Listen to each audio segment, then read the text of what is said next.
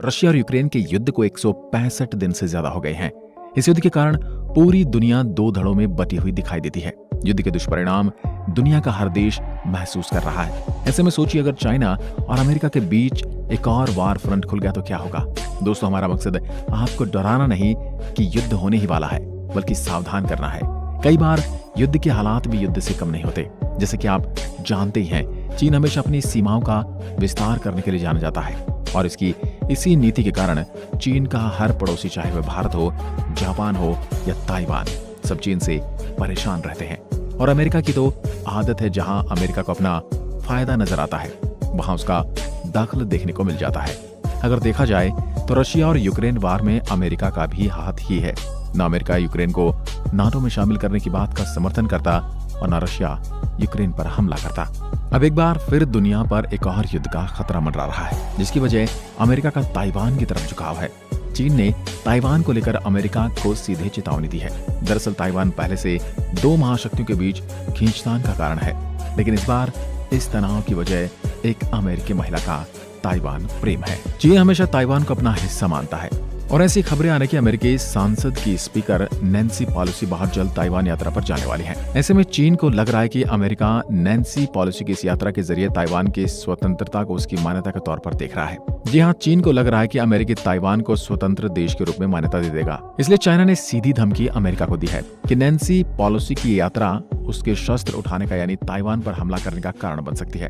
कुछ भी हो, चीन की इस धमकी को ताइवान भी गंभीरता से ले रहा है। इसलिए उसने भी युद्ध की तैयारियां और बचाव के उपाय तेज कर दिए हैं।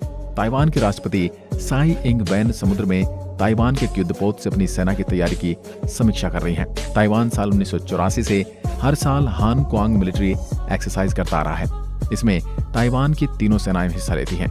ये एक्सरसाइज वैसे तो 29 जुलाई को होनी है, लेकिन अब इसकी समय सीमा बढ़ाई जा रही है। ताइवान की मिलिट्री आसमान में चाइना के लड़ाकू विमान पर नजर रख रही है, क्योंकि ताइवान पर दबाव बढ़ाने के लिए चाइना के फाइटर जेट उसके एयर स्पेस के करीब उड़ान भर रहे हैं। ताइवान ने पहली बार अपने रिजर्व सैनिकों को भी इस अभ्यास में शामिल होने के लिए बुलाकर उनकी ट्रेनिंग तेज करती है। सैन्य तैयारियों के साथ ताइवान अपने नागरिकों को चाइना के हमले से बचने की भी ट्रेनिंग दे रहा है। इस ट्रेनिंग को नाम दिया गया है वान आन, जिसका मतलब है शांति। ताइवान की राजधानी ताइपे में वर्षों बाद हमले से अलर्ट करने वाले सायरन बज रहे हैं।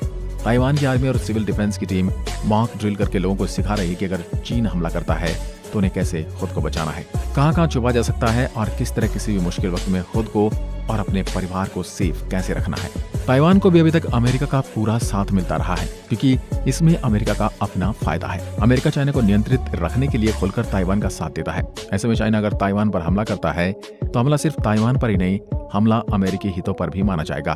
खुद अमेरिकी थिंक टैंक पेंटागन का कहना है कि नैन्सी पेलोसी अगर ताइवान जाती है तो चाइना उनके विमान पर हमला कर सकता है। अब आप सोच रहे होंगे कि आखिर चीन को नैन्सी पेलोसी से इतनी चिढ़ क्यों है और नैन्सी पेलोसी ताइवान क्यों जाना चाहती है। आइए वीडियो में आगे इन दो सवालों के जवाब ढूंढते हैं। नैन्सी पेलोसी अमेरिका में हाउस ऑफ रिप्रेजेंटेटिव की स्पीकर है। राष्ट्रपति के बाद अमेरिका में स्पीकर का पद सबसे ज्यादा प्रतिष्ठित माना जाता है और अमेरिका के हाउस ऑफ रिप्रेजेंटेटिव में की स्पीकर नैन्सी पेलोसी लंबे वक्त से चाइना की आलोचक है।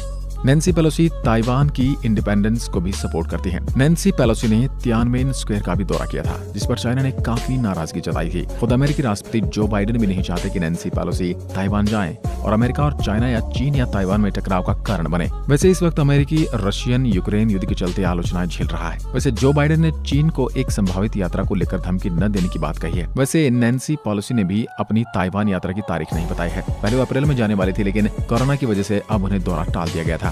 नैन्सी पेलोसी का कहना है कि उनके लिए ताइवान जाने से ज्यादा महत्वपूर्ण उसकी स्वतंत्रता का समर्थन करना है। स्वतंत्रता पर फैसला तो खुद ताइवान के लोगों को लेना है। उनका ये बयान भी चाइना की बौखलाहट में बढ़ोतरी करने वाला है। यहाँ जो बात समझने वाली है वो ये कि जिस तरह आज अमेरिका चाइना के खिलाफ ताइवान के साथ खड़ा होने का भरोसा दे रहा है, पर ठीक ऐसा ही भरोसा उसने रशिया के खिलाफ यूक्रेन को भी दिया था। लेकिन जब रशिया ने यूक्रेन के खिलाफ युद्ध शुरू किया तो अमेरिका आर्थिक प्रतिबंध लगाने के अलावा रशिया के खिलाफ कोई ठोस कदम भी नहीं उठा पाया।